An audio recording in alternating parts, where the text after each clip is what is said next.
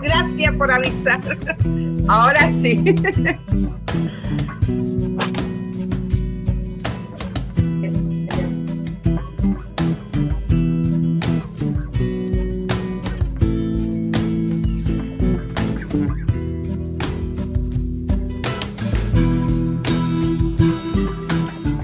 Bahá'u'lláh dice: si te sorprende la pobreza, no te entristezcas, pues el Señor de la riqueza te visitará a tiempo. No temas la humillación, porque algún día descansará sobre ti la gloria.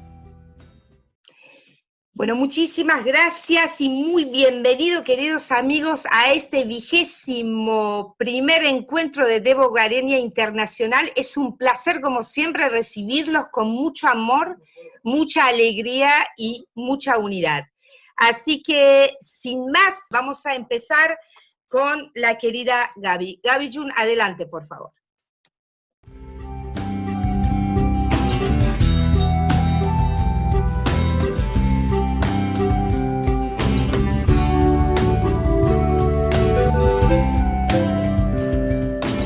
Muy buenas tardes, muy buenas noches a todos. Abdu'l-Bahá, el hijo del fundador de la fe Bahá'í, decía que las reuniones donde volvemos nuestros corazones hacia el Creador de las almas son buenas para generar fuerza espiritual. Esta fuerza espiritual necesaria para bajar a la práctica todo lo que aprendemos. Hoy los queridísimos amigos que nos acompañan para volver nuestros rostros hacia ese reino divino son los siguientes.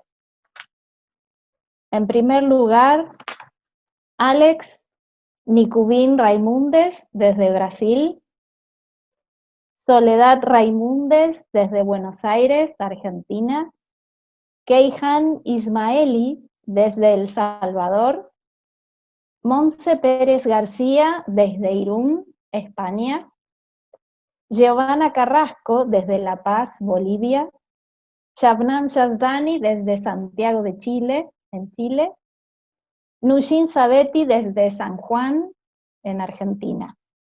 Nushin nos va a entonar una hermosa oración. Y después de todas estas lecturas de oraciones y escritos sagrados, tenemos la narración de un hermoso cuento a cargo de la querida Ruby Jorramian. Así que cuando esté proyectada la primera diapositiva, por favor, Alex, puedes comenzar. Muchas gracias.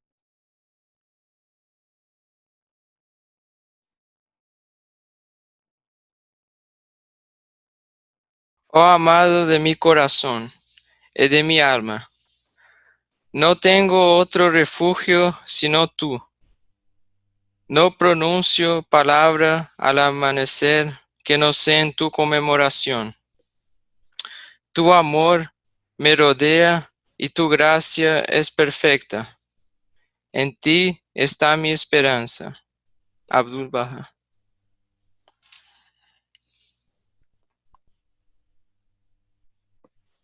Oh Dios, dame una nueva vida a cada instante y confiéreme en todo momento los hálitos del Espíritu Santo, para que permanezca constante en tu amor, logre inmensa felicidad, perciba la luz manifiesta y me encuentre en un estado de máxima tranquilidad y sumisión.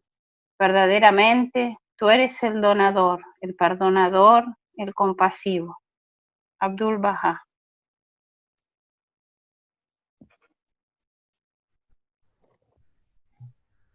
Oh hijos del polvo, advertid a los ricos de los suspiros que profieren los pobres a la medianoche. No sea que la negligencia los lleve al camino de la destrucción y los prive del árbol de la riqueza. Baha'u'llah.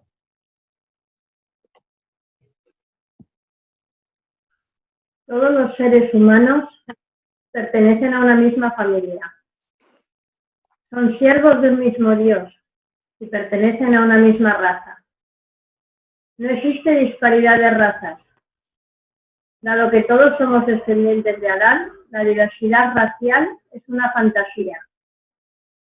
No ha sido Dios quien ha creado estas diferencias, sino el ser humano, y por tanto, tales diferencias son inexistentes y contrarias a la realidad. Abdul Wahab.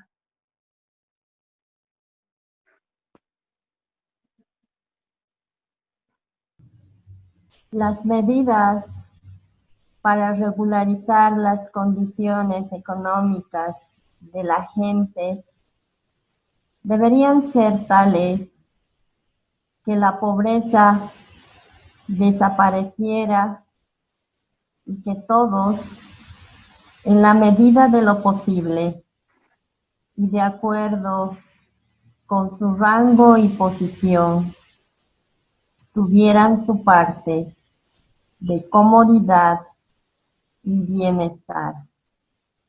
Abdul Wahab.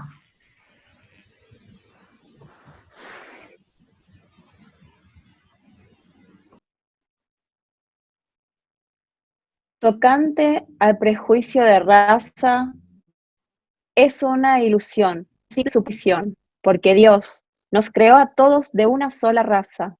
En el principio, tampoco hubo límites ni fronteras entre las diferentes tierras. Ninguna parte de la tierra perteneció más a unos pueblos que a otros. A los ojos de Dios, no hay diferencia entre las razas. ¿Por qué ha de inventar el hombre tal prejuicio? ¿Cómo podemos sostener una guerra basada en una ilusión? Abdul Wahab. Oh Allah, ey talib malakut, be altaf Hazrat Parvardegar امیدوار باش و از مصائب شدیده این جهان نامید مگر. الحمدلله خدای مهربان داری که طبیب هر بیمار است و غمخوار هر مبتلا. پناه یتیمان است و معین بی کسان و بی نهایت مهربان. اگر بدانی که قلب عبدالبها چقدر مهربان است، البته از شدت فرح و سرور پرواز نمایی و فریاد یا بها لبها به اوج آسمان رسانی. و علیکل بهاء الابهین.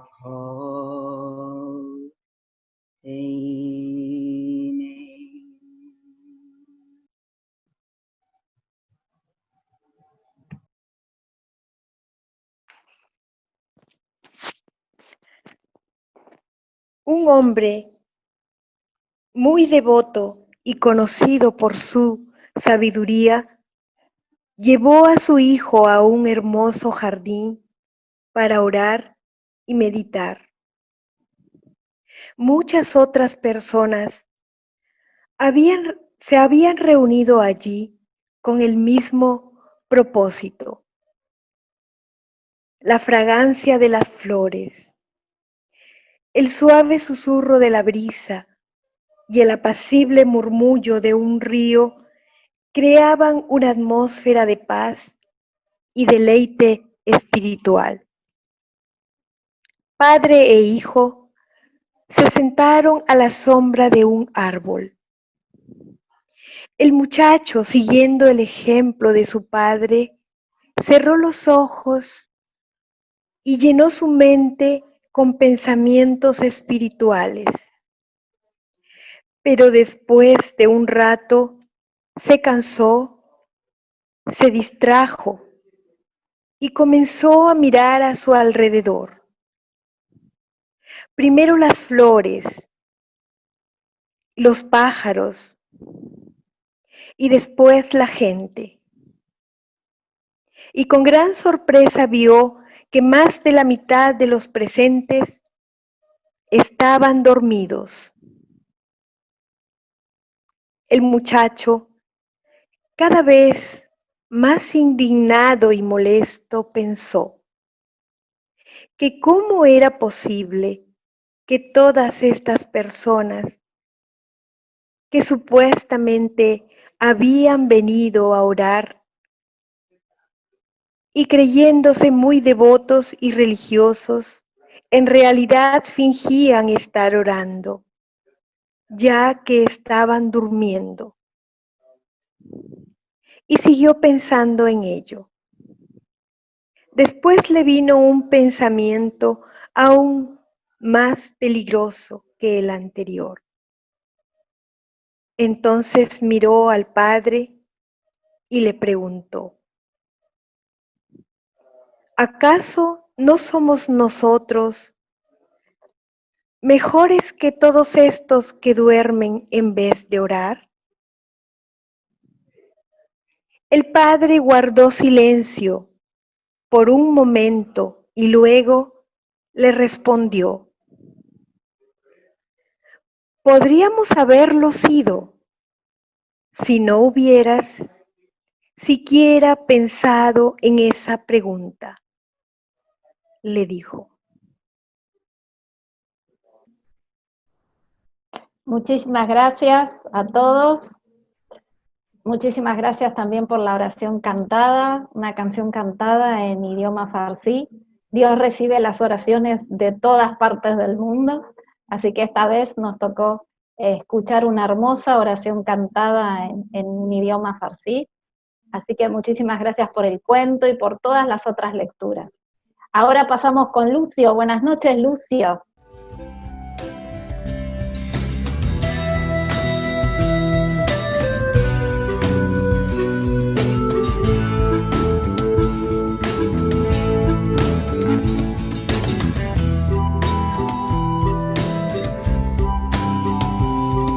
Buenas noches, ¿qué tal? ¿Cómo están todos?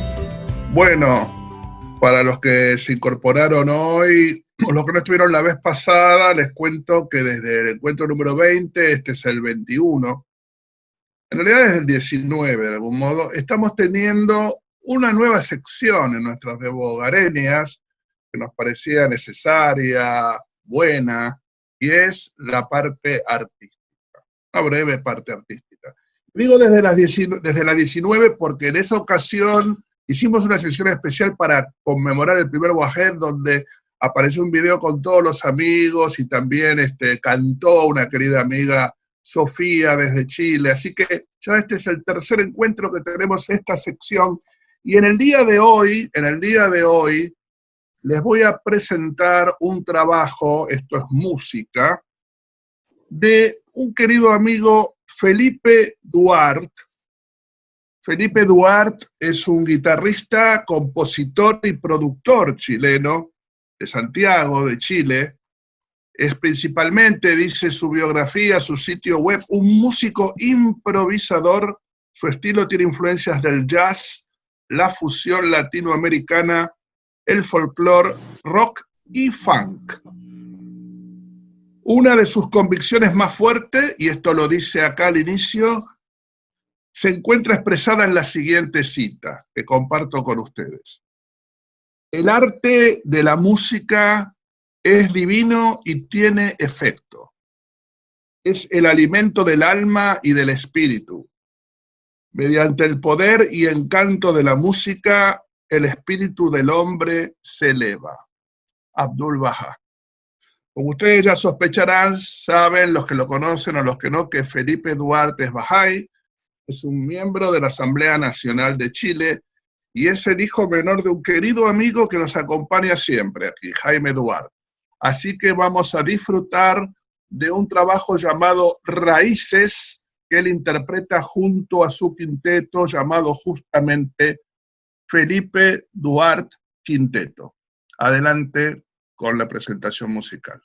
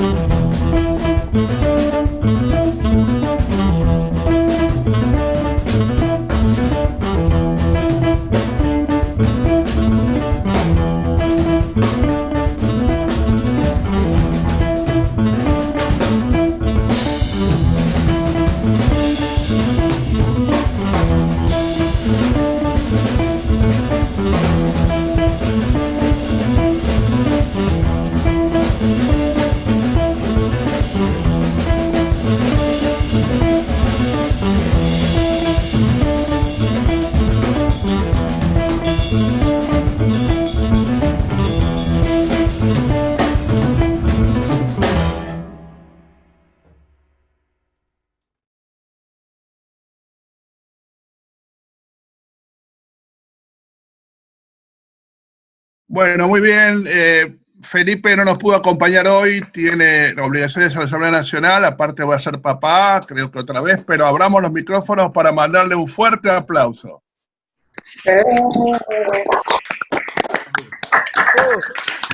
Es un músico profesional, él es licenciado en música, es intérprete de guitarra, como ya habrán visto, lo bien que toca.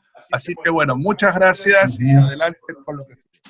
Bueno, en este caso los aplausos van para el papá, que está acá presente. Así que, ¡grande Jaime! También.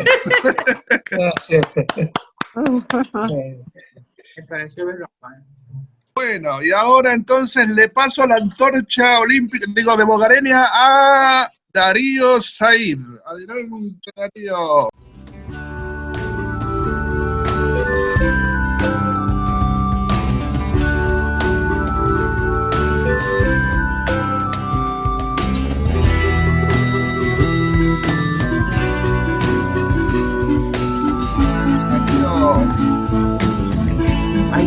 Muchas gracias, Lucio. Con permiso, voy a apagar los micrófonos de todos. Ahí está, muy bien. Bueno, muy buenas noches. Excelente, excelente lo tuyo, Jaime. Ha sido maravilloso. Qué hijo, Jaime. Hermoso, hermoso con su banda. Estuvo muy, muy lindo. Y gracias a todos también los que participaron de la primera parte, la parte devocional, el cuento. Así que continuamos con esta de Bogareña. Y quería también darles la bienvenida a todos aquellos que por primera vez participan de esta hermosa reunión. Si es la primera vez que participan de una reunión Bahá'í, quería contarles que justamente los Bahá'í, si hay algo que creemos, es que queremos promover la unidad de toda la raza humana. Es uno de nuestros objetivos, es uno de los objetivos que el fundador de la fe Bahá'í ha propuesto como visión para el mundo entero, y que consideramos que es la próxima etapa de la evolución de este mundo en el cual vivimos. Y creemos que alma por alma, corazón por corazón, tenemos que transmitir estas enseñanzas de Baha'u'lláh, y que a través de estas distintas reuniones que hemos tenido, estas 21 reuniones, hemos ido tratando distintos temas, temas como la economía, como el desarrollo social, como la revelación progresiva, todos estos temas basados en las enseñanzas Bahá'ís. Así que si alguno de ustedes por primera vez está aquí entre nosotros, queremos darles de todo corazón nuestra calurosa bienvenida.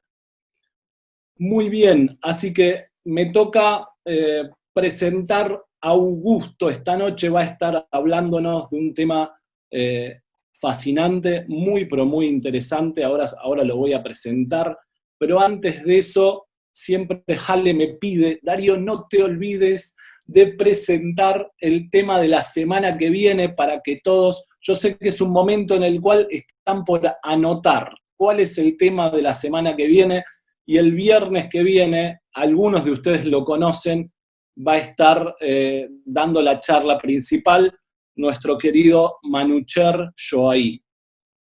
Manucher Shoai es un pionero Bahá'í que está viviendo en Bolivia, y él nos va a estar hablando sobre cada época tiene sus problemas. Así que veremos de qué nos habla la semana que viene, pero ese es el título de la charla de la semana que viene, así que están totalmente invitados. Y quiero darle la bienvenida a nuestro querido Augusto López Claros. Augusto, querido, te voy a presentar antes de que empieces con tu charla. Permitime, así todos te conocen. Él es, bueno, obviamente miembro de la comunidad Bahá'í, actualmente está residiendo en Estados Unidos. ¿Es así, Augusto? Sí, es cierto, Darío. Soy un miembro de la comunidad Bahá'í de Washington, aunque estoy en un periodo de transición porque muy probablemente a fines de septiembre o principios de octubre voy a regresar a Europa, donde estuve viviendo por muchos años hasta el 2011. Perfecto, Augusto. Así que antes de que empieces, Augusto, déjame presentarte a todos. Él, como decíamos, él reside en Estados Unidos por ahora y es un economista internacional con más de 30 años de experiencia en organizaciones internacionales e incluido recientemente ha trabajado en el Banco Mundial. Él nos va a hablar de un tema realmente muy interesante y actual, que es pobreza, desigualdad y racismo, desafíos de este siglo. Así que, Augusto, tenemos una costumbre en estas devogareñas internacionales, y es que queremos transmitirle a nuestros charlistas que vienen por primera vez todo nuestro amor, todo nuestro agradecimiento por estar acá. Así que vas a ver que en este momento todos van a abrir sus micrófonos y hacer algo sin que yo diga nada, así que vas a ver qué va a pasar.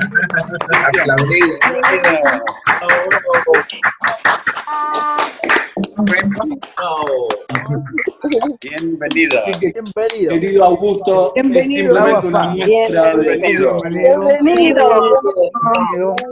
Bienvenido. Bienvenido. Gracias por tu tiempo. Bienvenidos, Ahí está. Muy bien, Darío. Es una muestra de cariño, querido Augusto. Adelante. Muchas gracias, Darío, por la bienvenida. Es un gusto estar con ustedes esta noche. Me ha gustado, me ha alegrado ver a muchos amigos de diferentes partes del mundo, algunas personas a las que no he visto desde hace mucho tiempo, y me alegra que por lo menos podamos hacer este breve contacto electrónico a través de estas nuevas tecnologías. Como Darío ha explicado, el tema de esta noche es la pobreza, la desigualdad y el racismo. Y me quiero referir a estos temas en particular porque son temas muy tópicos, muy presentes, muy candentes en este momento, donde gran parte del mundo ha sido afectado por la pandemia, por COVID-19, ¿no? Entonces, voy a referirme a estos tres temas en forma sucesiva, aunque obviamente hay estrechas interconexiones entre ellos. Y son temas en los que los escritos bahá'ís tienen mucho que aportar. Entonces también voy a compartir con ustedes algunas de las citas tal vez más importantes que hay en los escritos bahá'ís con relación a estos temas. Pero primero me gustaría empezar compartiendo con ustedes algunos datos con relación al estado de la pobreza en el mundo hoy en día. Tenemos en general una conciencia de que la pobreza es un problema no resuelto. Vemos continuamente imágenes de diferentes partes del mundo, de África, de Sudasia, de la India, de gente que vive bajo condiciones muy adversas y con muchas limitaciones, y por lo tanto tenemos esta idea de que la pobreza es un grave problema que todavía queda por resolver, ojalá en este siglo. De hecho, sabemos, para los que seguimos, por ejemplo, el debate alrededor de los objetivos del desarrollo sostenible, estos 17 objetivos que fueron establecidos por las Naciones Unidas para el año 2030, de que el primer objetivo es la eliminación de la pobreza extrema para el año 2030. Pero bien, me gustaría entrar un poquito más y compartir con ustedes algunas cifras para contextualizar el debate y para contextualizar algunas de las soluciones que vamos a poner sobre la mesa con relación a este problema. Primeramente, el Banco Mundial es la organización donde se elaboran los datos sobre pobreza.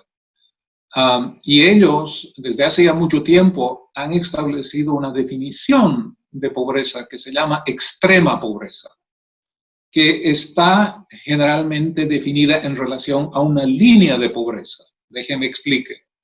La definición actualmente utilizada por el banco es de que una persona es caracterizada como extremadamente pobre si tiene que vivir con un ingreso diario inferior a $1.90. O sea, esto se transmite, digamos, en un ingreso anual de, qué sé yo, alrededor de $600. Y como se podrán imaginar, es una línea de pobreza extremadamente austera. Una persona que es caracterizada por el Banco Mundial como extremadamente pobre es una persona que vive en el borde de la supervivencia.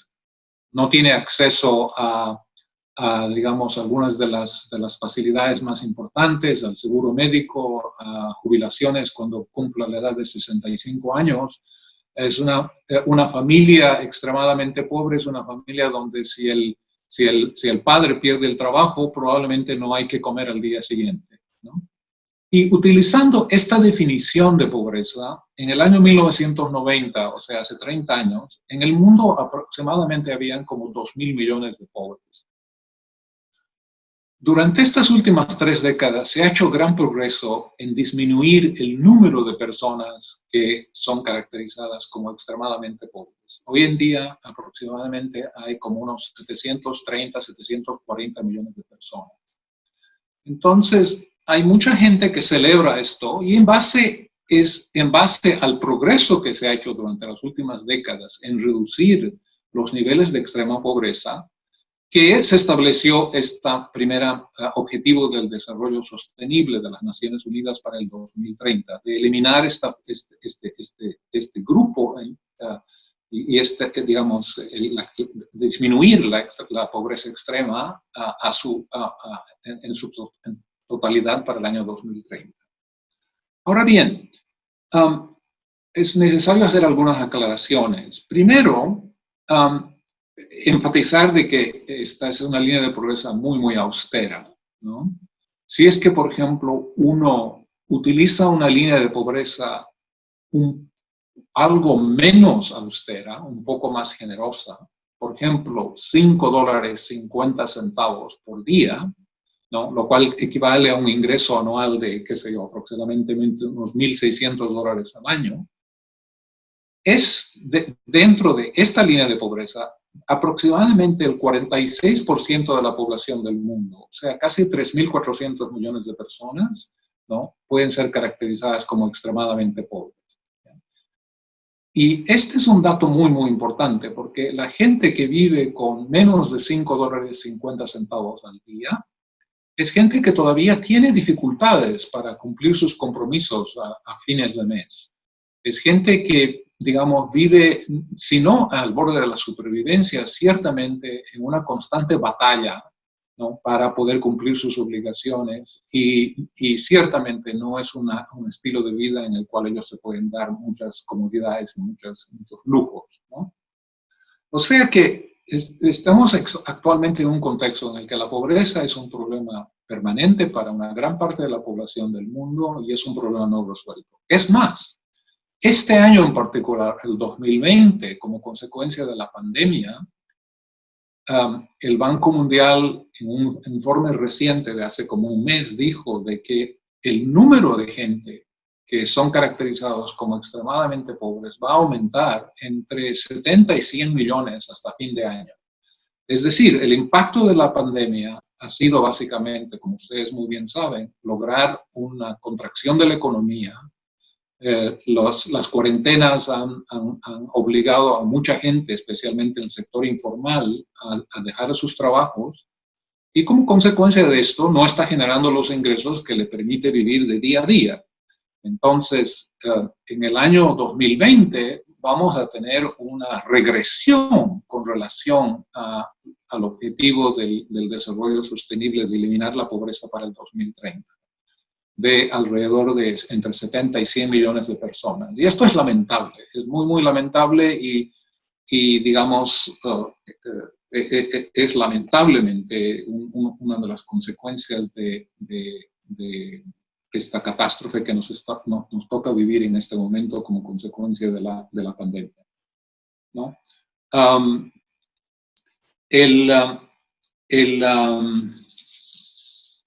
Filósofo, pensador inglés Samuel Johnson en el siglo XVIII, dijo algo muy interesante sobre la pobreza que a mí a veces me gusta citar. Él dijo, la pobreza es un gran enemigo de la felicidad humana. Ciertamente destruye la libertad y hace que algunas virtudes sean impracticables y otras sean sumamente difíciles de adquirir. Ahora bien, la pobreza trae con ella muchos otros problemas colaterales. Por ejemplo, tenemos el problema de la desnutrición. En este momento, hoy en el mundo, hay un total de 820 millones de personas que son caracterizadas como digamos, desnutridas. ¿Qué es lo que quiere decir esto en la práctica? Estas son personas que en las etapas iniciales de su desarrollo, en los primeros 2, 3, 4 años de su vida, cuando el órgano que se está desarrollando más rápidamente es el cerebro, no han recibido, digamos, las vitaminas y las sustancias nutritivas que son absolutamente esenciales para el desarrollo saludable de ese órgano. Y como consecuencia de esto, entonces van a tener un efecto sobre su desarrollo intelectual y sobre otros aspectos de su vida, ¿no?, que va a durar durante el resto de toda su vida, ¿no? Va a tener ese efecto a nivel personal, pero obviamente va a tener un impacto en la sociedad también, porque entonces son 820 millones de personas que a futuro no van a poder hacer una contribución a la economía que lo hubieran hecho si es que hubieran podido desarrollar sus capacidades en forma plena. La pobreza, a su vez, generalmente está acompañada de otro tipo de limitaciones. En el mundo hoy en día tenemos como 750 millones de personas que no saben leer y escribir. Este número también ha venido hacia la baja en las últimas décadas, ¿no? Pero es todavía una cifra muy, muy grande. Representa una parte apreciable de la población total del mundo, ¿no? Y 2/3 partes de estas personas que no saben leer y escribir son mujeres, ¿no? Es decir, es gente que no tiene acceso al conocimiento y que no tiene esta herramienta que la experiencia lo ha demostrado, es tal vez la más importante para salir de la pobreza. Tener acceso a la lectura, poder leer y escribir y, digamos, la carga del analfabetismo va mucho más allá de simplemente, digamos, limitar la vida de estas personas en cuanto a su participación en la economía y su acceso al conocimiento. Un economista hindú muy famoso, Amartya Sen, que ganó el Premio Nobel de Economía en el año 1998, él, por ejemplo, dijo de que el motivo por el cual nosotros queremos educar a la gente, el motivo por el cual es importante que todas las personas tengan acceso al conocimiento y puedan leer y escribir, es porque mientras más educadas son las personas, tienen un mejor criterio y pueden distinguir, llegado el momento de votar, llegado el momento de hacer uso del ejercicio democrático, distinguir entre demagogos ignorantes y gente que tiene un programa coherente de gobierno y que va a prometer cosas que son posibles de lograr. Entonces, incluso Sen dice, el conocimiento llega a tener implicaciones políticas, ¿no? Y frecuentemente la ignorancia, la limitación en el conocimiento, el no tener acceso a la prensa, a los medios de información, puede ser un factor que socava, ¿no?, el desarrollo económico y contribuye a la inestabilidad política y contribuye a los populismos y al surgimiento de demagogos, ¿no? Algo que hemos visto obviamente en muchos países en las últimas décadas. En los escritos Bahá'ís, el fundador de la fe Bahá'í habla sobre el tema de la pobreza en una forma muy, muy interesante. Para darles un ejemplo, en los años 1860, o sea, en la última tercera parte del siglo XIX, Baha'u'lláh, el fundador de la fe Bahá'í, envió una serie de mensajes a los reyes y a los gobernantes de esa época, en la cual él decía que Dios había puesto las riendas del gobierno de los pueblos en las manos de estos reyes y gobernantes, para que ellos ejerzan esta responsabilidad y este poder con justicia y para que principalmente salvaguarden los derechos de los pobres. Él dijo de que los pobres eran el fideicomiso de Dios en las manos de los gobernantes y de que ellos, es decir, los gobernantes, en el futuro serían llamados a rendir cuentas por la forma en la que ellos utilizaron el poder político que les fue concedido para proteger los intereses de los más pobres y de los grupos vulnerables. Son palabras muy fuertes, pero digamos, él esencialmente dijo de que en última instancia es solamente en la medida en la que los gobiernos, los reyes y gobernantes de esa época, los gobiernos democráticos hoy en día, ¿no?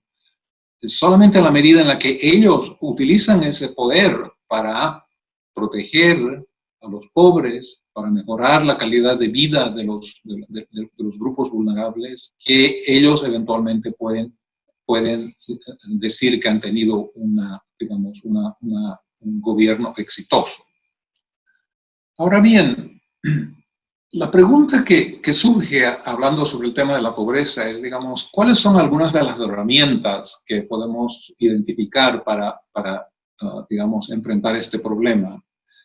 Y acá es muy interesante ver qué es lo que se ha hecho históricamente. Hay países que han tenido mucho éxito en reducir o eliminar completamente la pobreza.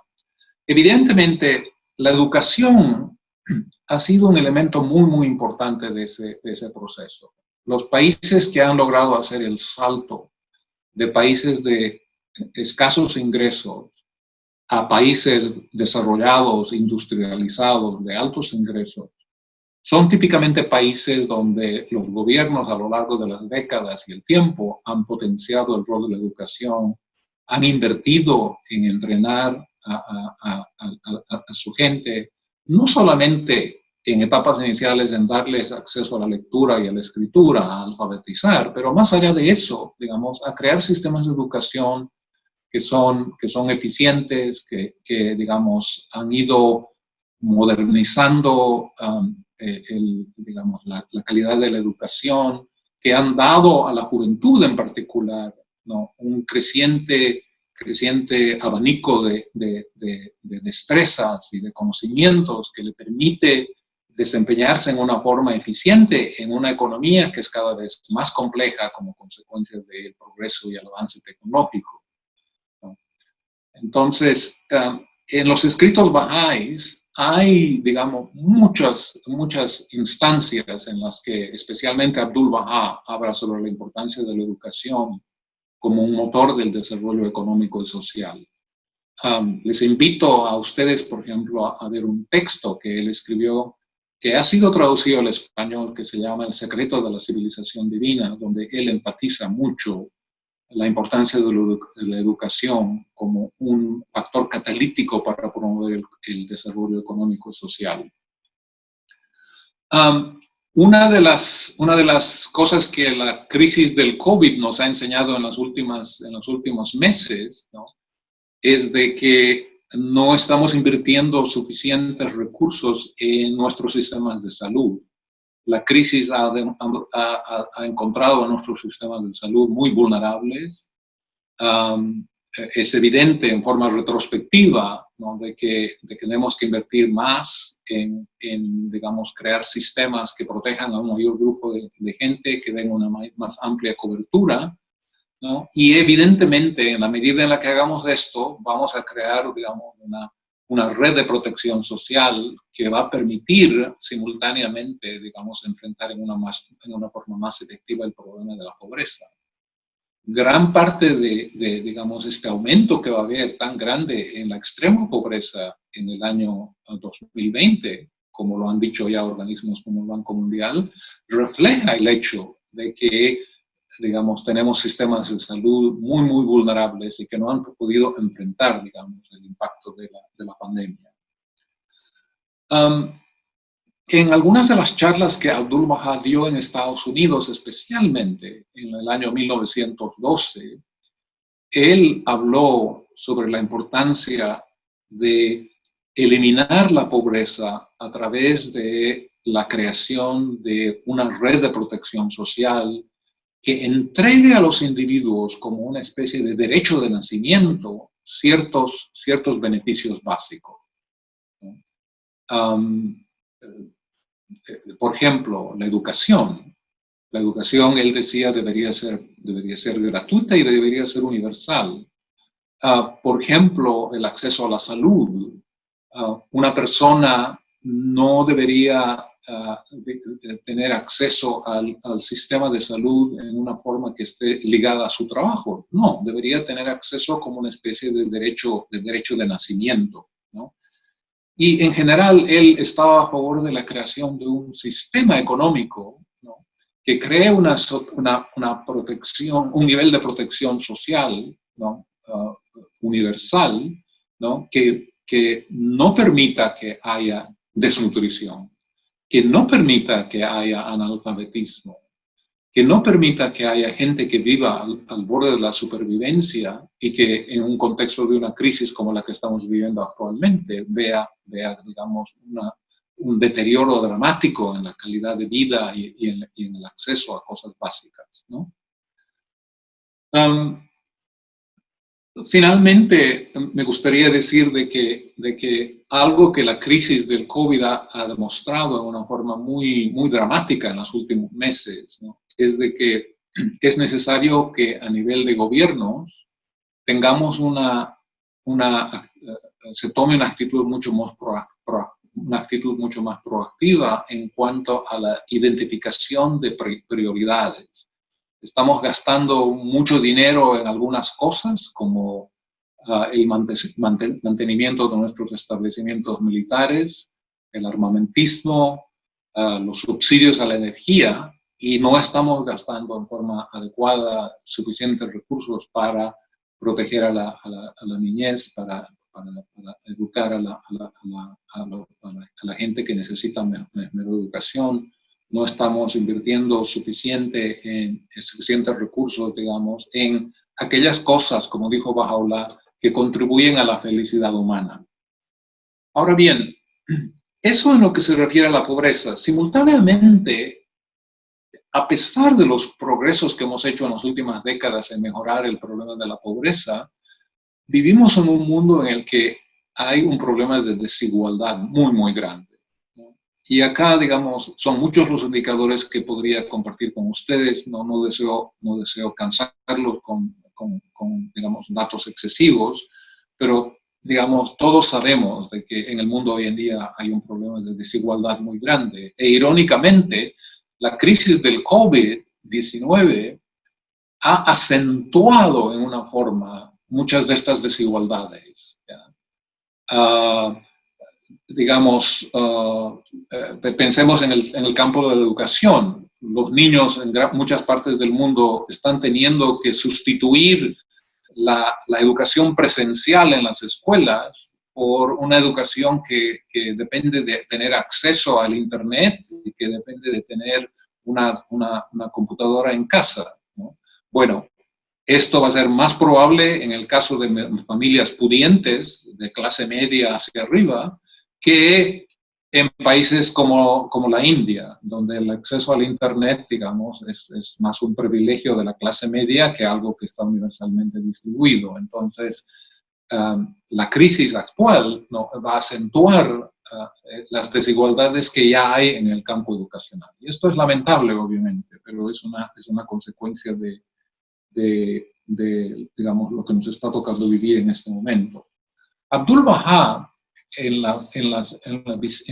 especialmente, aunque no únicamente, pero especialmente durante la visita que hizo a Estados Unidos en el año 1912, se refirió al problema de la desigualdad en forma repetida, en diferentes ocasiones. En una charla que dio, por ejemplo, en mayo, el 6 de mayo de 1912, en la ciudad de Cleveland, en el estado de Ohio, él dio una interpretación interesante de una frase que aparece en la Biblia, donde se habla sobre la Nueva Jerusalén. y él dijo de que la Nueva Jerusalén, el significado de la Nueva Jerusalén, era el surgimiento de un nuevo sistema o de un nuevo orden económico mundial, ¿no?, que implicaría una disminución de las grandes diferencias de ingresos que había entre los ricos y los pobres. Abdu'l-Bahá, piensen un poco en el contexto del año 1912. En Estados Unidos en ese momento no hay protección social, no hay pensiones, no hay, digamos, un seguro médico que tiene una cobertura amplia para toda la población. Hay, digamos, niveles de pobreza muy, muy grandes. Van a pasar todavía 20 y tantos años antes de que el presidente Roosevelt, en el año 1932 y posteriormente, comienza a introducir algunas de las protecciones sociales que hoy en día se toman, digamos, en cuenta, que son parte, digamos, del sistema de seguridad social de Estados Unidos, no en el año 1912. Entonces, Abdu'l-Bahá está muy, muy sensitivo a la existencia de vulnerabilidades y de pobreza en el contexto de Estados Unidos, donde él estaba viajando de un extremo del país al otro, ¿no? Entonces, es tal vez por eso que él enfatizó este tema de la justicia social en una forma muy, muy repetida. Él dijo de que si no lidiábamos con el problema de la desigualdad económica, lo que él llamaba los extremos de riqueza y pobreza, de que eso iba a socavar las bases de la estabilidad social y política en los países. De que, es decir, no era simplemente un problema de distribución y de equidad económica, sino que el no enfrentar este problema iba a tener repercusiones políticas y sociales en el futuro e iba a socavar la estabilidad de las sociedades, ¿no? Y yo creo que esto lo hemos visto especialmente en Latinoamérica desde el año pasado, donde han habido, digamos, protestas, ha habido, digamos, inestabilidad social, que en muchos contextos, en muchos casos, se han interpretado en función de digamos, los niveles de desigualdad económica, la falta de oportunidades, el hecho de que el crecimiento económico y sus frutos no está siendo distribuido en una forma equitativa, no está beneficiando a todos en una forma que contribuye, digamos, a mayor oportunidad y mayor solidaridad. Abdu'l-Bahá no solamente habló sobre el problema de la desigualdad en una forma, planteándolo como un problema ético, como un problema digamos,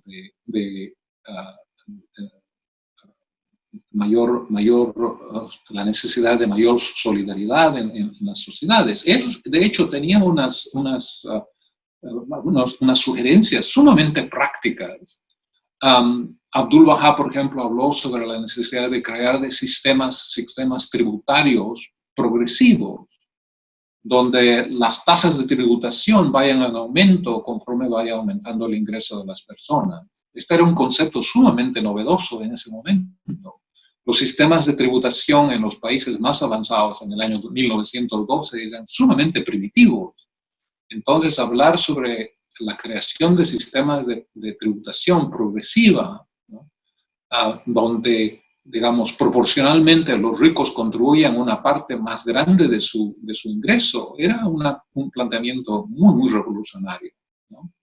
Él habló sobre la necesidad de crear un sistema económico donde los trabajadores, además de percibir sus sueldos, también sean accionistas de la empresa para la que trabajaban y reciban un ingreso adicional que sea una parte de las ganancias de la empresa una vez que se termine el periodo fiscal, ¿no?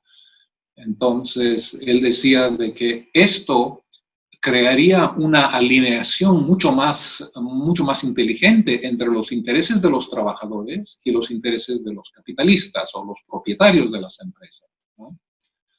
Y, digamos, en los experimentos que se han hecho con este sistema, digamos, de hacer accionistas a los empleados de la empresa donde trabajan, hay varios experimentos que se han hecho en las últimas décadas, ¿no? Los resultados son sumamente interesantes y validan esta observación que hizo Abdu'l-Bahá de que era necesario alinear los intereses de los trabajadores y de los capitalistas a costa de que trabajen y puedan moverse en una dirección que sea coherente y que apoye los intereses de los unos de los otros.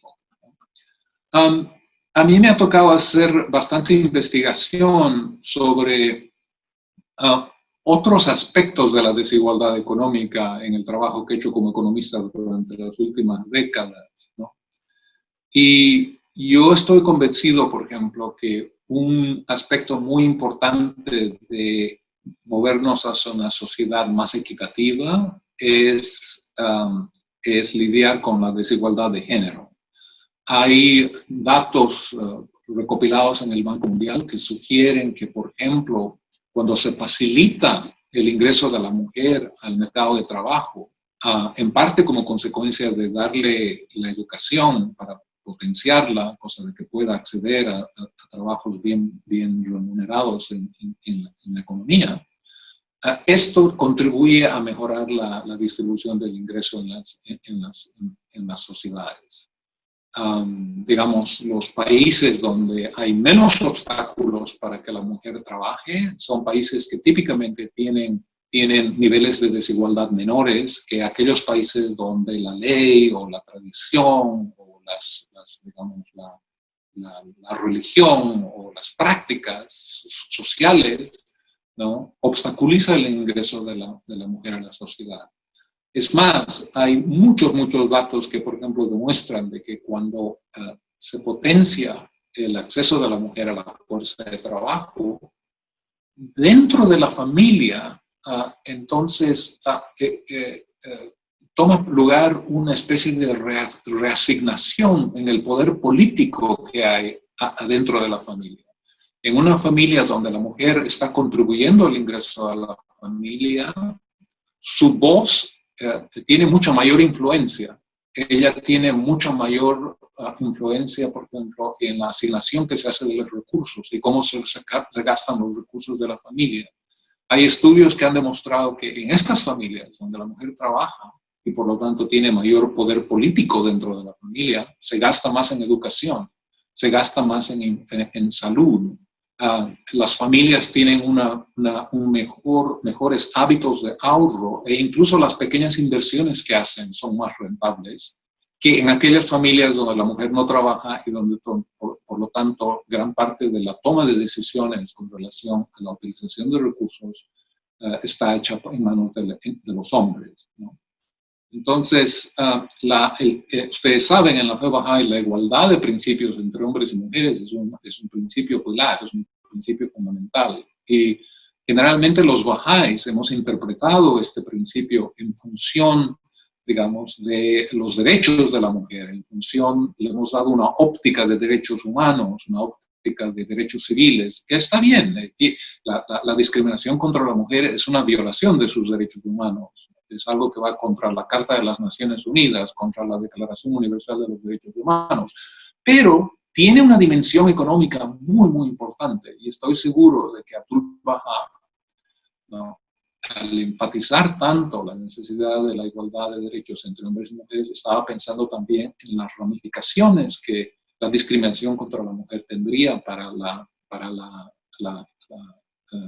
equidad y para la distribución de ingresos dentro de las sociedades.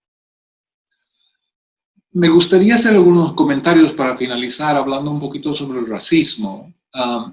En una de las citas que alguien leyó al empezar esta reunión, Abdul Baha dijo que el racismo era una ilusión, ¿no?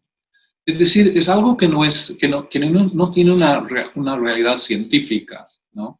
En un mensaje de la Casa Universal de Justicia, que es el cuerpo administrativo máximo de la comunidad Bahá'í, en el año 1985, en el 40 aniversario de las Naciones Unidas, ellos dijeron que el racismo es uno de los males más funestos y persistentes, es un gran obstáculo para la paz. Su práctica perpetúa una violación tan ultrajante de la dignidad de los seres humanos que no se debe fomentarse bajo ningún pretexto.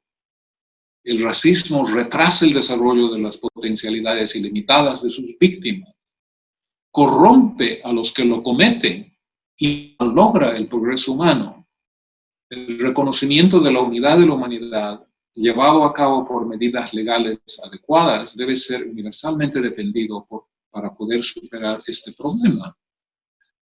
Ese es un documento, una afirmación que se hizo en el año 1985, y en el terreno científico, y especialmente en el campo de la genética, han surgido nuevos descubrimientos en las últimas décadas que echan una luz muy interesante sobre todo el tema del racismo, ¿no?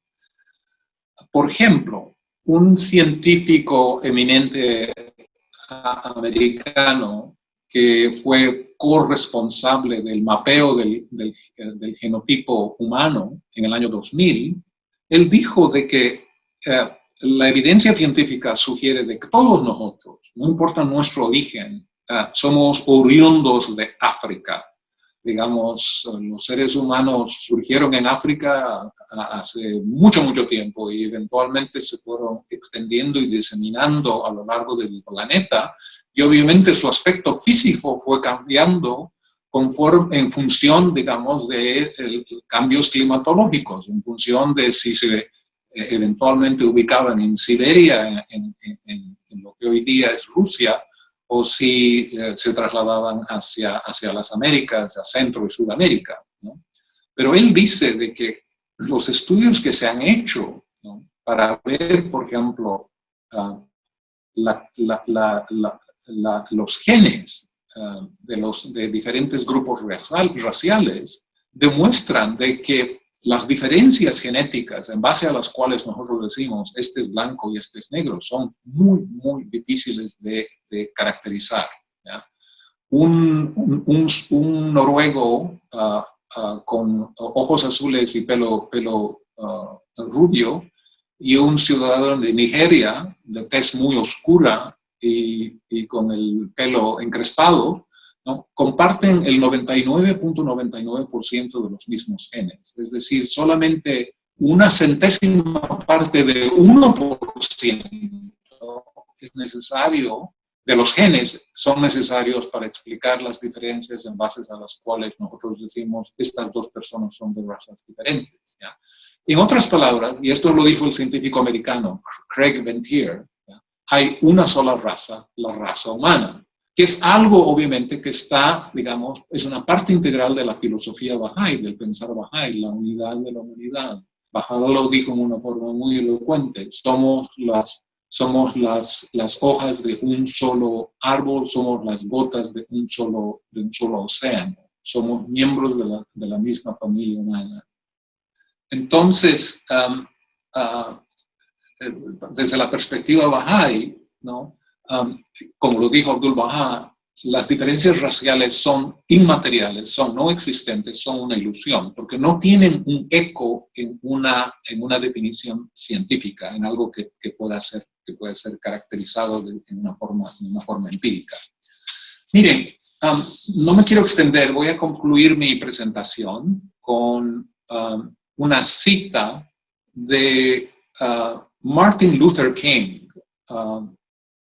Ustedes han oído hablar de Martin Luther King, una persona que jugó un rol súper importante en Estados Unidos en los años 60, promoviendo, digamos, los derechos de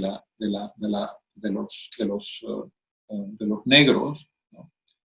Y él dijo lo siguiente en esa época, dijo en un discurso que dio en una de estas manifestaciones multitudinarias en las cuales que él organizó y que jugaron un rol muy, muy importante en mover a Estados Unidos hacia un sistema más justo desde el punto de vista de los derechos de las minorías.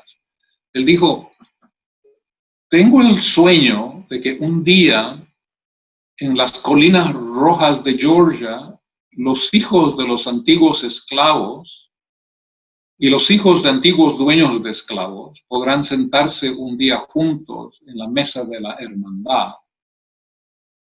Tengo el sueño de que un día, incluso el estado de Mississippi, un estado sofocado por el fuego de la injusticia y la opresión, se transformará un día en un oasis de justicia y libertad. Tengo el sueño de que mis 4 pequeños hijos algún día vivirán en una nación donde no serán juzgados por el color de su piel, sino por el contenido de su carácter. Tengo el sueño de que un día en Alabama, con su racismo extremo, los niños y niñas negros podrán tomarse de la mano con los niños y niñas blancos como verdaderos hermanos. Con esta fe podremos transformar los discordantes ruidos estridentes de nuestra nación en una hermosa sinfonía de hermandad. Con esta fe podremos trabajar juntos para defender nuestra libertad conjunta, sabiendo que un día seremos libres. Gracias, amigos. Con esto termino mis comentarios y espero que tengamos una oportunidad de tener un pequeño debate con preguntas y respuestas. Me voy a levantar un poco para encender la luz porque veo que se está oscureciendo.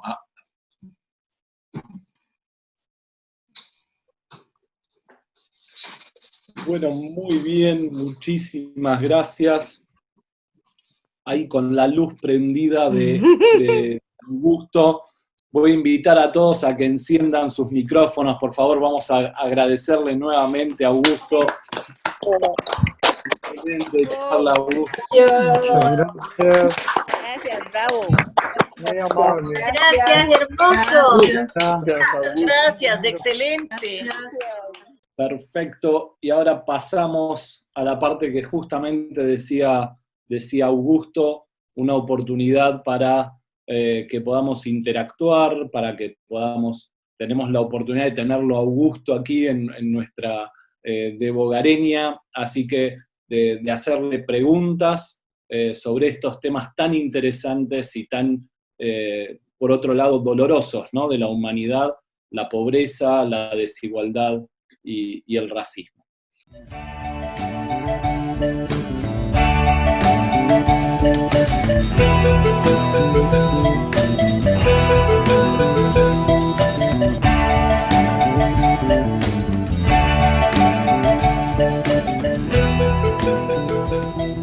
Muy bien, así que empezamos con Cami Rohani desde Mendoza, Argentina. Adelante, Cami. Hola a todos. Gracias, Augusto. Esta es la segunda charla en que participo y realmente brillante. A una consulta. ¿Cuán fiables son las estadísticas sobre la desigualdad entre el hombre y la mujer en paga, ¿no? O sea, en sueldos? Porque yo he visto estadísticas de los dos lados, que cobran menos y otros que dicen que están cobrando igual. Bueno, esa es una de las preguntas. Porque vos has dado, vos has dado muy buenos datos de lo que se lograría cuando la mujer tenga las mismas oportunidades que el hombre. Pero hay otros puntos de vista, hay otras estadísticas también. Entonces me gustaría saber cuán fiables son esas estadísticas. Gracias. Muy bien, Cami, muchas gracias. Es una pregunta muy interesante. Primero, déjame empezar compartiendo contigo algunos datos sobre los niveles de participación de la mujer en el mercado de trabajo, ¿ya? A lo largo de todo el mundo no hay un país, ni siquiera Suecia o Noruega o Alemania o Dinamarca, digamos, que son países donde la condición de la mujer ha mejorado en términos relativos mucho más que en otras partes del mundo. No hay un solo país donde la tasa de participación de la mujer sea igual a la tasa de participación del hombre en el mercado de trabajo, ¿ya? Es decir, proporcionalmente muchos más hombres trabajan que mujeres, ¿ya? Esta brecha puede ser entre 6, 7, 8, 10 puntos porcentuales en países como Dinamarca y Alemania, o puede ser de 50, 55 puntos porcentuales como en países como Irán y Arabia Saudita. En Irán, por ejemplo, la tasa de participación de los hombres es del 70 y tantos por ciento, de las mujeres es del 17%. O sea, en este país se educa a la mujer, pero luego gran parte de ellas no pueden encontrar trabajo. por toda una serie de restricciones de tipo legal y por cuestiones de tipo cultural. Eso en cuanto a la tasa de participación, ¿ya? Y eso obviamente tiene consecuencias económicas muy nefastas, ¿ya? Porque implica recursos humanos no utilizados. Cuando la mujer se educa y luego no trabaja, entonces la sociedad no se está beneficiando plenamente de esos conocimientos y esas destrezas que ella ha adquirido. Es más, cuando no trabaja, entonces, como dije anteriormente, la influencia que ella tiene en cómo se asignan los recursos económicos dentro de la familia es mucho menor, ¿ya? Ahora bien, con relación a la brecha que hay entre salarios, ¿ya? Aquí hay dos noticias. La buena noticia es de que esta brecha se ha ido reduciendo en las últimas décadas, ¿ya? En todas partes. Y hay países, especialmente los países escandinavos, países en el norte de Europa, Canadá, etcétera, Nueva Zelanda, donde la brecha se ha reducido, pero todavía existe. Y luego tienes países donde la brecha es grande. La brecha es grande y digamos, hay mucho campo por hacer. Pero en general, digamos, todavía hay un problema de desigualdad. Mira, te cuento el caso de Rusia, que es un país con el que yo tengo mucha familiaridad. Viví allá 4 años, fui representante del Fondo Monetario Internacional en Rusia. Es un país que he seguido estudiando con mucho interés desde esa época. Y en Rusia hay 456 ocupaciones que están prohibidas a la mujer. Es decir, son ocupaciones que nosotros en el Banco Mundial las hemos identificado. La mujer no puede ser conductora del metro. La mujer no puede trabajar en muchos trabajos en el sector energético. La mujer no puede ser marinera en la marina mercante, la mujer no puede manejar tractores en el sector agrícola, etcétera, etcétera. 456 de estas ocupaciones, ¿ya? Ahora, ¿cuál es el impacto que crees que esto tiene sobre la brecha de salarios? Tiene un impacto terrible, ¿ya? Porque si la mujer no tiene acceso a algunos de los trabajos más bien pagados en la sociedad, entonces esto va a contribuir a una brecha de salarios muy grande entre hombres y mujeres, y los datos lo confirman. Pero es más, va a contribuir también a una gran desigualdad económica, porque si mitad de la población, las mujeres, no tienen acceso a fuentes buenas, a buenos trabajos, ¿no? Entonces esto obviamente va a empeorar la desigualdad económica en la sociedad, ¿ya?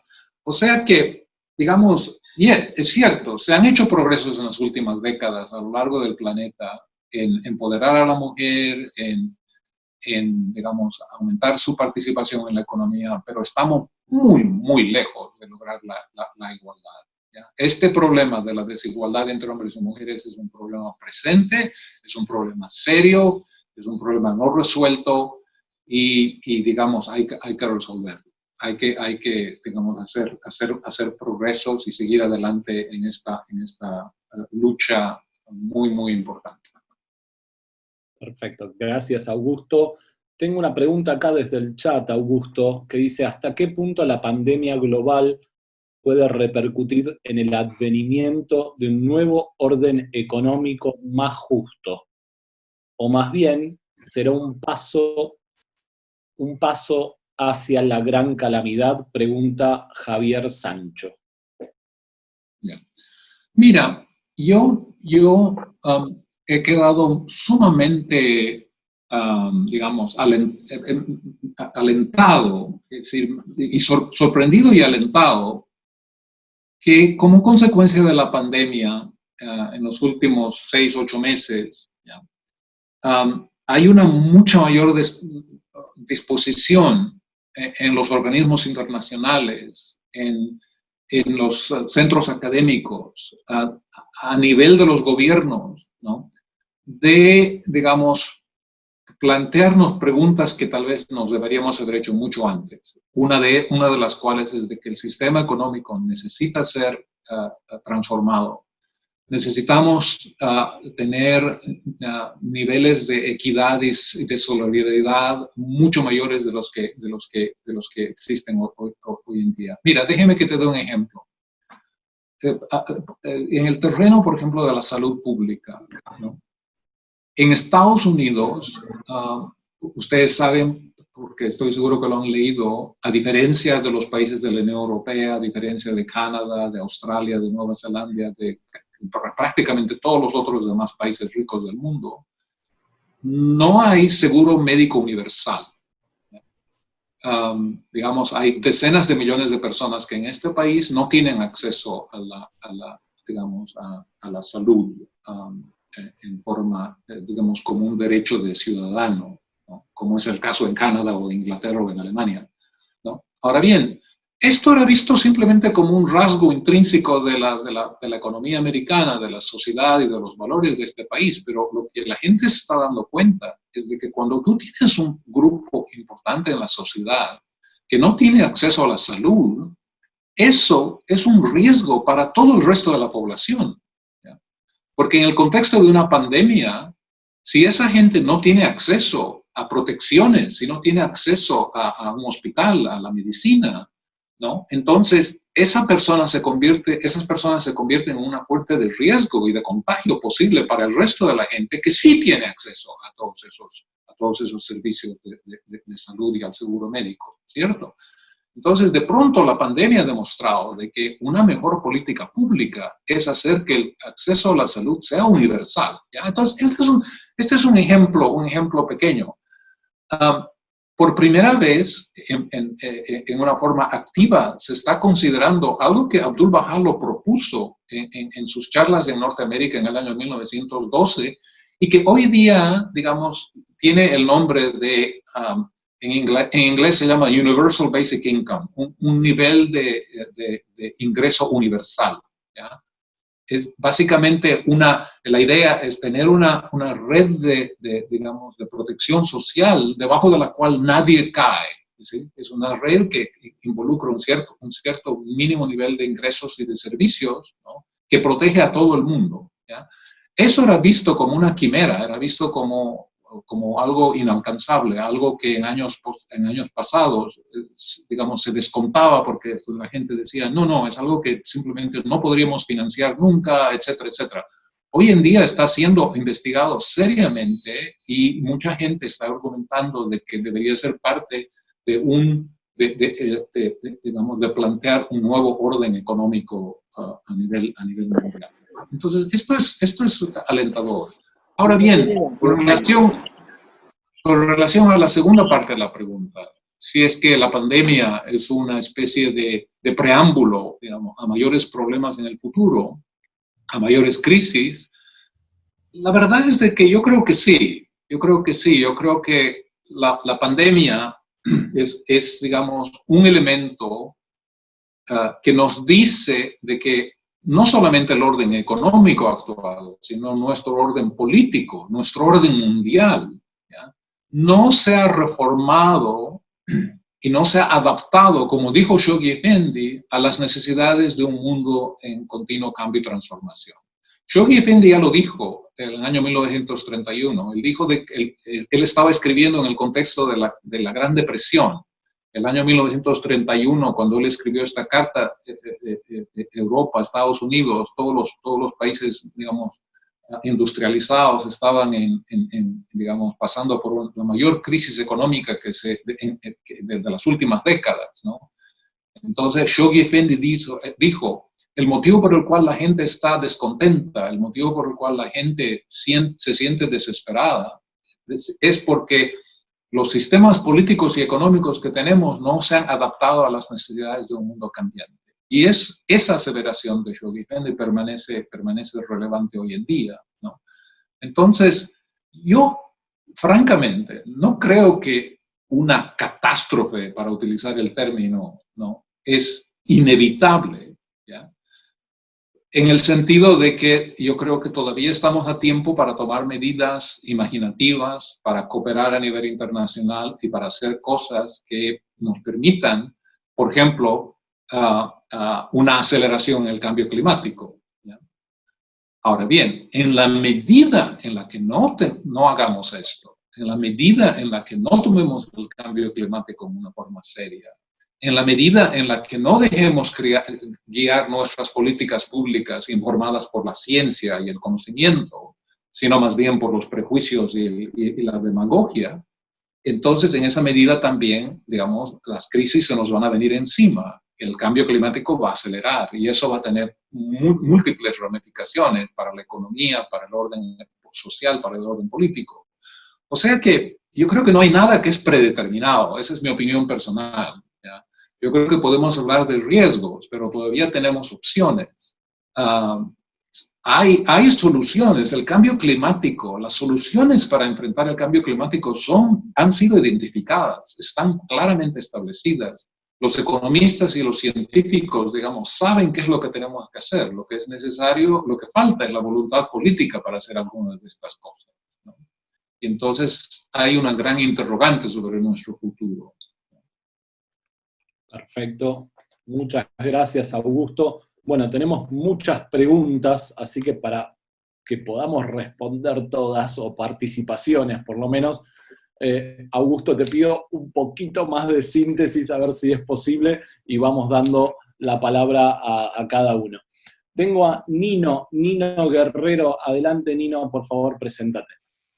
Muchísimas gracias. Soy Nino, y esta pregunta va a ser la mayor parte en inglés. How can we as Baha'is bring about to the general population the importance of how economically everybody can benefit if we recognize the oneness of humanity? How can we as Baha'is, should we raise children to study economics to teach the world? Or because it doesn't seem like there's enough economics in economic people in that field to teach the masses. It doesn't seem like there's many. So people are going about it kind of differently. But everybody is hungry. The corporations are all hungry for major profits. But if we had equality, they would maximize their profits even more. But so they don't see it that way. How can we as Baha'is help them to recognize the oneness of humanity so that they can also then maximize their profits? Ya. El amigo, sí, Darío. ¿Podés traducir rápidamente lo que entendiste de la pregunta antes de responderla? Gracias. Sí. No, el amigo dice de que cómo podemos convencer digamos, a la gente de que una aceptación del principio de la unidad de la humanidad es algo que tendría implicaciones para la prosperidad humana y para la riqueza, ¿no?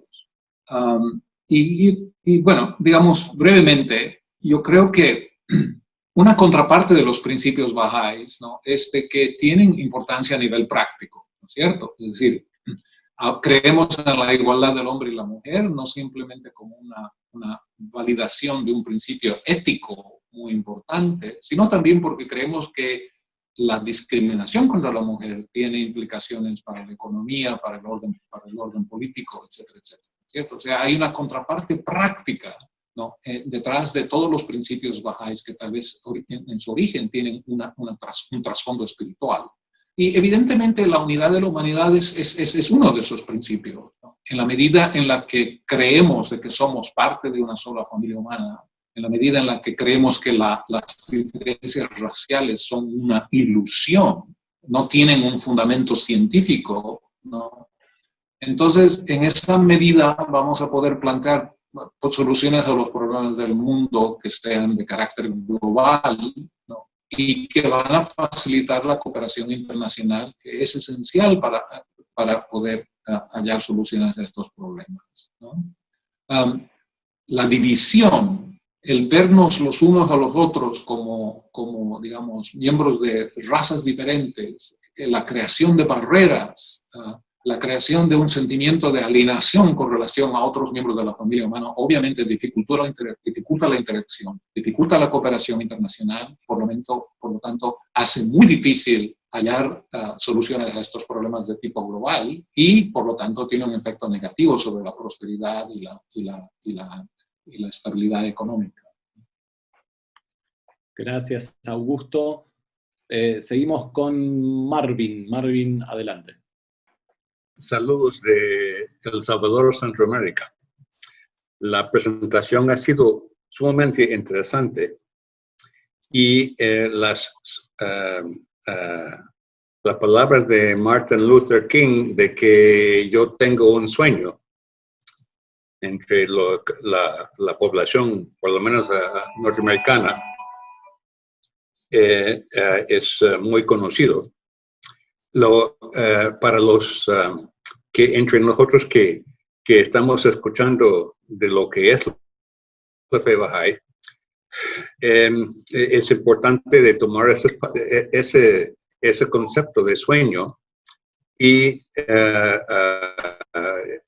quisiera yo informarles, igual como todos los demás, de que ya el sueño tiene una solución. Y racismo, el desafío de la prosperidad y la desigualdad son temas de que cualquier hombre justo, cualquier persona justa preocupa. Hace 60 años es porque yo me hice Bahá'í.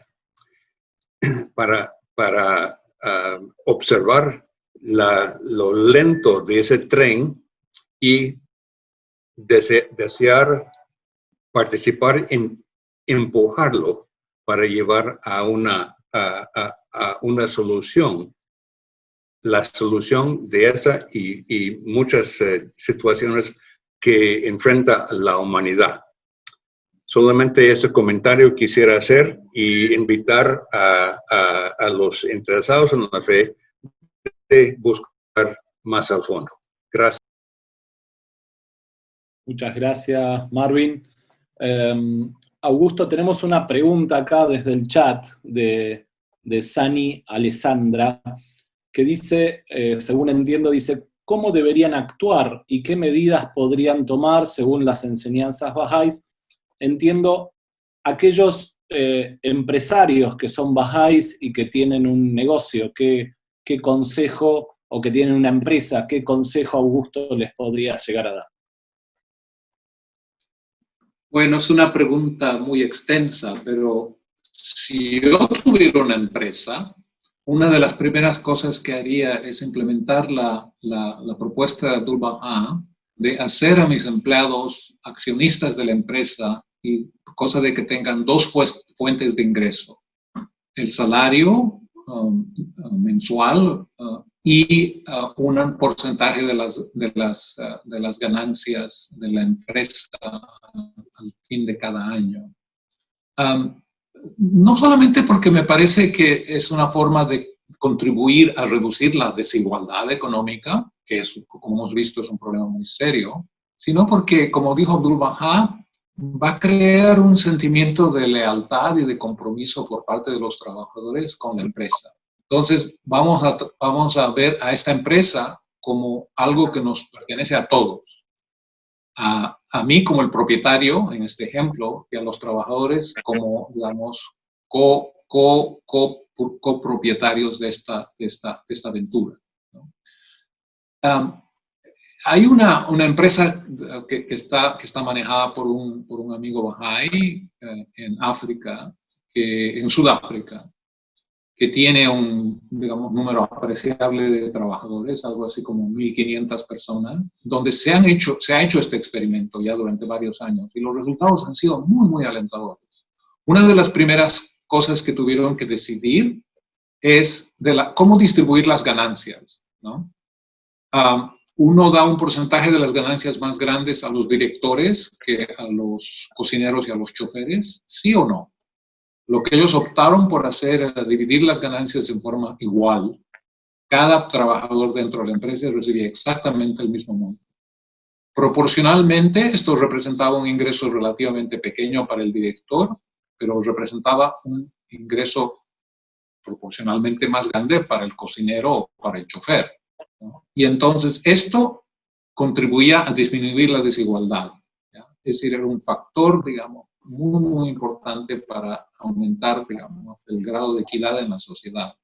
Pero más allá de eso, digamos, creaba, no voy a entrar en detalles porque no tenemos tiempo, creaba incentivos, ¿no? Para mayor cooperación y para una mayor vigilancia del gasto, ¿ya? Porque, digamos, todos tenían interés de que las ganancias de la empresa sean mayores a fin de año para que haya mayor para la distribución, ¿ya? Y eso es solamente posible en la medida en la que uno hace economías, en la que uno utiliza los recursos en una forma conservadora, en una forma, digamos, que limita el desperdicio, ¿no? En fin, eso es lo que yo haría. Hay muchas otras cosas, evidentemente, que son importantes, pero para mí me parece que esta innovación este consejo de Abdul Baha fue realmente, digamos, una forma brillante de resolver la tensión y el conflicto tradicional que hay entre el factor trabajo y el factor capital. Muy interesante el ejemplo que diste, Augusto, gracias. Y la tengo a María Elena. María Elena, adelante, que querías hacer un comentario. Sí, Darío, lo había escrito porque tengo mala señal. Quería preguntarle, aparte de agradecer, preguntarle a Augusto, si pudiera dar ejemplo, cómo aplica, cómo influye la inequidad y la injusticia en estos lineamientos económicos que él da, en el impacto entre las dos, porque obviamente son diferentes. Entonces, ¿qué diferencia o qué similitudes hay entre desigualdad e inequidad, por favor? Mira, por lo menos en la literatura económica los dos términos son utilizados intercambiablemente, ¿no? Cuando hablamos sobre desigualdad, cuando hablamos sobre la necesidad de mayor equidad, estamos hablando de la misma cosa, y es de que los ingresos no están siendo distribuidos en una forma equitativa, ¿no? Que se puede mejorar digamos, los beneficios de los pobres, ¿ya? A través de mecanismos de distribución, ¿no? En los países, y aquellos países que han tenido mayor éxito en mejorar la desigualdad, en disminuir la desigualdad, son países que han utilizado las políticas públicas y en particular el presupuesto del Estado, el presupuesto de la nación, como un mecanismo de distribución, ¿no? Porque la función del gobierno es la siguiente, ¿no? Ellos recaudan recursos a través del sistema tributario y luego asignan esos recursos para diferentes objetivos. Financiar la educación, financiar la construcción de infraestructuras, financiar la salud pública, en fin, toda una serie de servicios que ofrece el gobierno. Entonces, en ese proceso hay muchas oportunidades para que los gobiernos utilicen, digamos, instituciones y mecanismos de distribución para transferir recursos de aquellas partes de la población que tienen muchos altos ingresos a aquellos que tienen menos ingresos. Y el grupo de países que ha hecho esto en la forma más inteligente y más eficiente y con mejores resultados son los miembros de la Unión Europea. Los países de la Unión Europea son los países que tienen los grados de desigualdad más bajos de todos los países del mundo. A propósito, los países de Latinoamérica son los países que tienen los peores grados de desigualdad de todas las regiones del mundo. Y en Europa se lo ha hecho en una forma coherente, en una forma persistente a través de las últimas décadas, utilizando políticas públicas para redistribuir recursos, no solamente dentro de los países, de los ricos a los pobres, sino entre países, de las Alemanias y las Suecias y las Holandas hacia países con recursos bajos, como Grecia y los nuevos miembros de la Unión Europea, de Europa Central y Europa Oriental. Yo creo que esto ha contribuido, digamos, a tener niveles de equidad mucho más grandes, ha contribuido a mayor cohesión política. Y no quiero decir que no hay problemas en la Unión Europea, tiene muchos problemas con otras partes del mundo, ¿no? Pero evidentemente han logrado un grado de convergencia entre los países ricos y los países pobres, ¿no? Mucho más rápido de lo que hemos visto en Latinoamérica.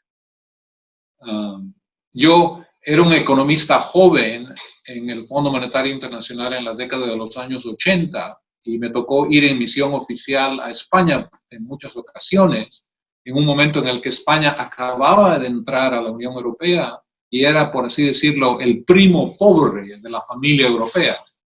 Bueno, 30 años más tarde, España es uno de los países más ricos de Europa y ha logrado disminuir esa brecha de ingresos con el resto de los países ricos de Europa en una forma muy, digamos, evidente.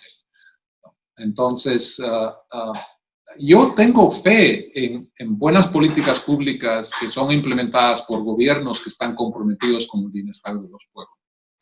Lamentablemente en Latinoamérica no hemos tenido el éxito que ha habido en Europa, en parte porque no hemos tenido la visión de crear mecanismos institucionales como existen en la Unión Europea, que tengan como una de sus metas principales, ¿no?, disminuir la desigualdad. Gracias, Augusto. Bueno, me voy a tomar el derecho de hacerte una pregunta yo. Y la pregunta tiene relación con lo siguiente. Como bien sabes, una de las actividades Bahá'ís que más estamos promoviendo en el mundo entero es este curso que la comunidad Bahá'í ofrece a la sociedad, que se llama Reflexiones sobre la vida del espíritu, ¿no? Entonces, y en ese curso, uno de los textos básicos de Baha'u'lláh tiene que ver con esta cita de Baha'u'lláh que dice que la veracidad es la base de todas las virtudes humanas. Y mi pregunta tiene que ver en relación a eso, a si vos en tu experiencia y en lo que has visto en tu trabajo profesional, si hay alguna relación a nivel quizás de estudios o estadístico, de en qué medida aquellos países que adhieren más a esto de la verdad y que consideran que la verdad es la base de todas las virtudes humanas, ¿qué relación se establece entre eso y la pobreza, o entre eso y la construcción de riqueza? Si hay alguna manera de establecer una relación entre estos dos conceptos de países en donde la verdad termina siendo algo importante en la sociedad y es algo que todos valoran y practican, y sociedades en las que quizás al revés, todos en alguna medida mienten, todos en alguna medida consideran que, bueno, una mentirita no pasa nada. Y algunos mienten en esferas muy altas, quizás políticas y de toma de decisiones muy fuertes, y algunos mienten en esferas mucho más chicas, pero en definitiva consideran que este concepto de Baha'u'lláh no es tan crítico, ¿no?, en sus vidas. Y nosotros como Bahá'ís estamos tratando de plantear de que entre todas las virtudes humanas hay una que es la base, que justamente es la veracidad. No sé si fui claro con la pregunta o si hay alguna relación que vos ves entre la veracidad y la riqueza y la pobreza. Mira, Darío, es una pregunta muy, muy interesante. Yo, como economista, digamos, siempre he tratado de contestar estas interrogantes en función de datos a los cuales uno tenga acceso, ¿no? Entonces, es que hay una interferencia de alguien que tiene el micrófono abierto. Ya lo apagué. Ya, bien. Entonces, mira, lo que yo he visto y donde se han coleccionado muchos datos es en cuanto a la corrupción, ¿ya? Y voy a establecer en un minuto digamos, un lazo con la veracidad. Hay datos muy extensos, ¿no?, que, por ejemplo, coleccionados, por ejemplo, a través de este organismo que se llama Transparencia Internacional, ¿no? Donde se utilizan encuestas, ¿no? Para llegar a hacer una evaluación digamos, de la prevalencia de la corrupción en 160 y tantos países del mundo, ¿no? Y lo que se ha visto es de que en aquellos países donde la incidencia de la corrupción es menor, ¿no? Se desarrolla toda una serie se desencadenan toda una serie de procesos, digamos, virtuosos que contribuyen a potenciar el ingreso y la prosperidad de los pueblos. En un país donde hay bajos niveles de corrupción, por ejemplo, hay mucha mayor confianza entre los gobiernos y los gobernados, entre los gobiernos y la sociedad civil y la comunidad empresarial. En aquellos países donde la comunidad empresarial percibe de que los políticos no son corruptos, de que no están utilizando el cargo público como una fuente de enriquecimiento personal, sino simplemente como una forma de servir a la sociedad, los negocios pagan sus impuestos, ¿ya? En aquellos países donde la percepción de la comunidad empresarial es de que los gobernantes son corruptos, se salen de su camino para no pagar los impuestos, porque dicen, ¿para qué pagar los impuestos si es que los gobernantes se los van a robar? ¿No es cierto? Entonces, la presencia de la corrupción tiene efectos devastadores sobre digamos, la prosperidad de los pueblos y la habilidad del gobierno para enfrentar todos estos problemas que tenemos, por el lado de la educación, de la pobreza, de la desigualdad, etcétera, etcétera, ¿no? Ahora bien, lo que yo voy a decir es de que en aquellos países donde hay bajos niveles de corrupción, donde los gobernantes están más identificados no con el enriquecimiento personal, sino con el servicio a los pueblos, esas personas son más veraces, ¿ya? Son personas que en sus vidas y a través de sus acciones al gobernar están ejemplificando más verdades, más virtudes espirituales. Son personas que potencian, digamos, el servicio y que por lo tanto, ¿no? Llegado el momento, van a tomar decisiones en función del bien público, no de lo que les beneficia a ellos personalmente, ¿ya? Entonces, es una forma indirecta de, digamos, tratar de entender las repercusiones en la sociedad, ¿no? De, digamos, la presencia de la veracidad como una virtud, digamos, que caracteriza las relaciones entre seres humanos, entre gobiernos y empresa, entre gobiernos y sociedad civil, ¿ya? Y yo creo que es por eso que Abdu'l-Bahá y Baha'u'lláh enfatizan, digamos, esta virtud como algo que es esencial para el progreso humano. Si no hay veracidad, no hay una percepción real de la realidad. Y si no tenemos una percepción adecuada de la realidad, de lo que es cierto, ¿no? Entonces, ¿cómo podemos hacer gobierno? ¿Cómo podemos resolver nuestros problemas en una forma, digamos, coherente, ¿no? Es imposible. Muchas gracias, Augusto. Mis queridos, nos estamos quedando sin tiempo porque la reunión es hasta las 9, así que quiero darle una o dos palabras más y poder cerrar la reunión. La verdad que, Augusto, ha sido un verdadero placer. Creo que podríamos hacerte preguntas hasta las 10 de la noche. Lucio, querido, adelante, por favor. Lucio, tenías una pregunta. Sí, hola, ¿qué tal, Augusto? Muchas gracias. El principio Bahá'í habla de la eliminación de los extremos de riqueza y de pobreza, y generalmente pensamos primeramente, y has contemplado muchísimas de esas cuestiones, de cómo hacer que los pobres sean menos pobres. Pero también me parece importante pensar en la eliminación del extremo de riqueza. Has mencionado un par de medidas como los impuestos escalables en función de mayores facturaciones o volúmenes de ventas de las empresas, lo cual el maestro señaló, lo mismo que la cooperativización.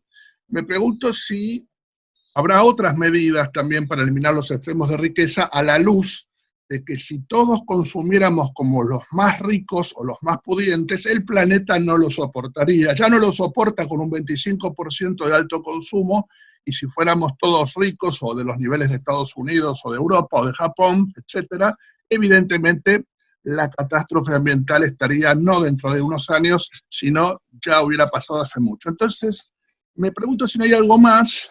Decías que los economistas y los científicos saben exactamente qué hacer para controlar el cambio climático, pero yo no estaría tan seguro de que ellos contemplan el decrecimiento de los sectores más ricos como una necesidad para frenar el cambio climático. ¿Qué opinas al respecto? Ya. Gracias, Lucio. Es una buena pregunta. Voy a tratar de ser muy breve. Mira, no me acuerdo, ha debido ser el año pasado, un grupo de 27 ganadores del Premio Nobel en Economía, ¿no? Junto con otras personalidades muy importantes, firmaron una declaración con relación a qué es lo que ellos consideraban como la forma más efectiva de combatir el cambio climático, ¿no? Es decir, viendo todas las opciones que tenemos frente a nosotros, ¿no? para lidiar con este grave problema de naturaleza global, ¿cuál es la herramienta número uno que deberíamos utilizar? Y ellos, la conclusión de ellos era de que se debería eliminar los subsidios a la energía, ¿no? Y se debería introducir lo que se llama un impuesto al carbón, ¿ya? Digamos, básicamente un impuesto que contribuya a mejorar los incentivos que hoy en día tenemos, ¿no? Hemos vivido durante las últimas muchas décadas en un mundo en el cual, porque la energía es subsidiada, la gasolina, el carbón, la electricidad, el gas natural, en mayor o menor grado a lo largo del planeta, entonces no hemos tenido un incentivo para digamos, crear nuevas tecnologías, no hemos tenido un incentivo para ser más cuidadosos y conservar mejor la energía, no hemos tenido un incentivo para digamos, innovar tecnológicamente y utilizar más las fuentes renovables de energía, etcétera, etcétera, ¿no? Entonces, ellos dicen de que lo que tenemos que hacer es encarecer el costo de la energía para toda la humanidad, ¿ya? Y con los ingresos que se recaudan como consecuencia de este impuesto a la energía, entonces utilizar esos recursos para hacer políticas de distribución que nos permitan proteger a los niños, fortalecer los sistemas de educación, digamos, tomar diferentes políticas que nos permitan disminuir la brecha entre los ricos y los pobres, etcétera, etcétera. Y yo creo que la solución al cambio climático está por ese lado, francamente. Y los recursos que se generarían a través de la eliminación de los subsidios a la energía son astronómicos, crearían una gran oportunidad para que no solamente resolvamos el cambio climático, ¿no? Disminuyendo los incentivos para el excesivo consumo de energía, sino que al mismo tiempo tengamos una herramienta que nos permita enfrentar otro tipo de problemas que hoy en día son muy serios, como la desigualdad económica. Es un tema muy interesante, pero digamos, yo estoy muy de acuerdo con ese planteamiento de estos economistas eminentes. Darío, muchas gracias, nos hemos pasado y yo estoy muy contento de haber participado en esta conversación con ustedes. Me encanta el espíritu de vuestra reunión. Veo que a través de Zoom ustedes están creando, digamos, una mucha mayor participación de gente que difícilmente podría caber en el living de uno de ustedes, ¿no? Así es, Augusto. Empezamos con 7 u 8 personas y la verdad que nos sorprendió este impacto de que, bueno, de toda Latinoamérica, de Estados Unidos, de Europa, empezaron a participar. Así que ha sido un verdadero placer, Augusto, tenerte acá en esta reunión con nosotros. Ha sido interesantísimo Y quiero pedirle a Hale, si Hale podés decir unas palabras finales y con esto ya vamos cerrando la reunión.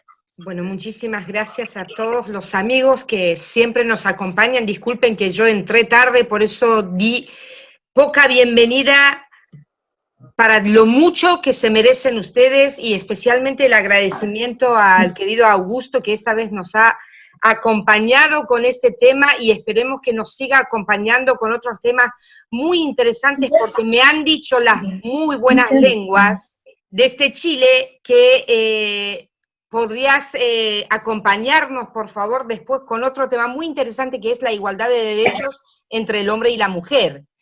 Hoy preguntaba a una persona que decía desde Colombia porque nos hicieron una entrevista y ahí comentamos sobre la de Bogareña y dijeron, ¿por qué Bogareña? Porque ese es un hogar. Y nuestro hogar hoy en día a través del Zoom es el planeta Tierra, ya que hay tantos amigos con tantas diversidades que nos están acompañando para aprender juntos y poder crear una masa crítica y dar un salto cualitativo desde este lugar, creando puentes hacia un nuevo orden mundial. Así que muchísimas gracias a todos por haber participado, muchísimas gracias querido Augusto, y como dice nuestro amado amigo Darío, aplauso por favor para nuestro querido amigo.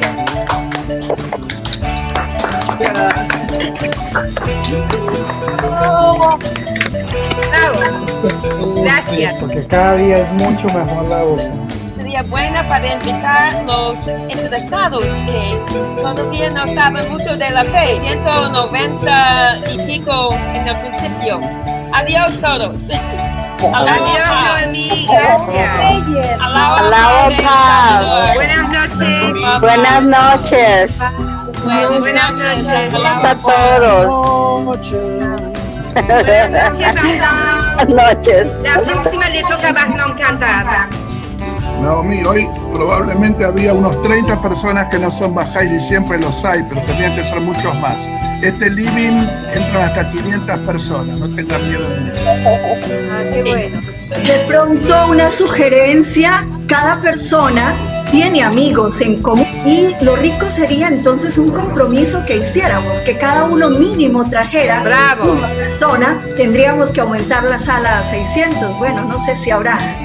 Tengo una inquietud muy grande, me fascinan estas reuniones, me encantan, soy Bahá'í. Quiero preguntar si está permitido usar esta información en otros escenarios.